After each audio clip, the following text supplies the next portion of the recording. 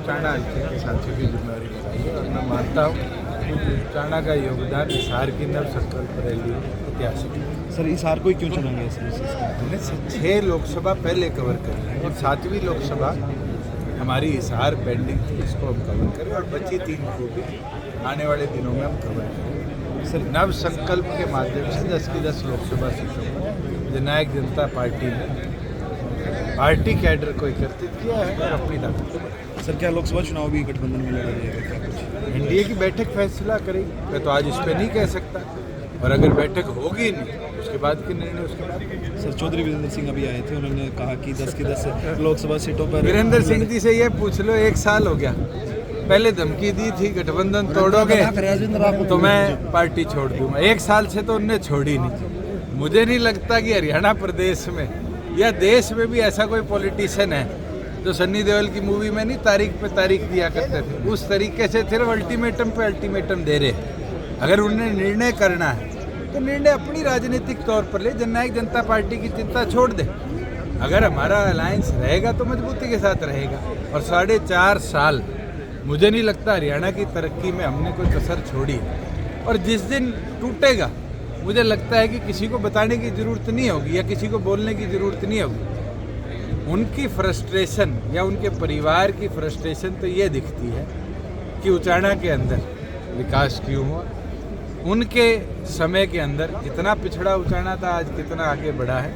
उस फ्रस्ट्रेशन को वो कहीं ना कहीं हमारे अलायंस पे निकालते हैं। मैं तो ये मानता हूँ बड़े अच्छे तरीके से दोनों संगठनों ने मिलकर हरियाणा प्रदेश के आमजन को सहूलियतें दी है। आज 14 फसलें हम एमएसपी पर खरीदते हैं। हरियाणा प्रदेश के अंदर हमारी सरकार ने, चाहे वो सड़कों का नेटवर्क हो, चाहे वो मेडिकल कॉलेजेस का नेटवर्क हो, चाहे वो व्यवस्थाएं जो डोर स्टेप डिलीवरी सर्विसेज की दी, पीला राशन कार्ड है, आपकी फ़र्द है, आपकी पेंशन है, ये सहूलियतें दी है और ये मिलकर ही हमने मुमकिन कर पाया है और आने वाले भविष्य में भी इसी प्रकार से मिलकर करेंगे।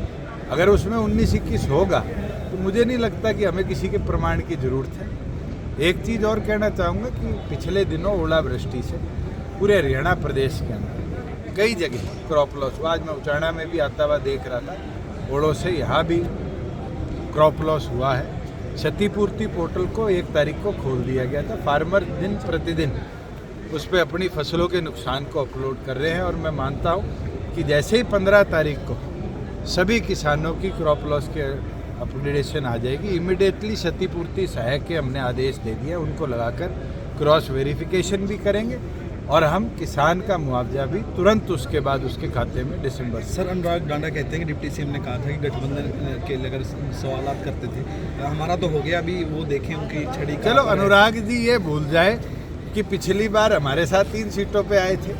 आम आदमी पार्टी तो राष्ट्रीय पार्टी बन गई, 3 की 5 पे 10 पे जाना चाहिए था, मगर वो हमारे साथ 3 पे थे और ऐसी मजबूरी क्या आ गई, कांग्रेस के साथ 1 पे ही रुक गए।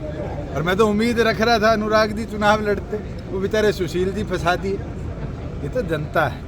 कांग्रेस जिस प्रकार से बैसाखियों का सहारा ले रही है, कांग्रेस की तो नैया डूबेगी डूबेगी। मुझे लगता है दिल्ली में जो सीटें केजरीवाल जी ने उनको दी है वो केजरीवाल को भी ले डूबेगी।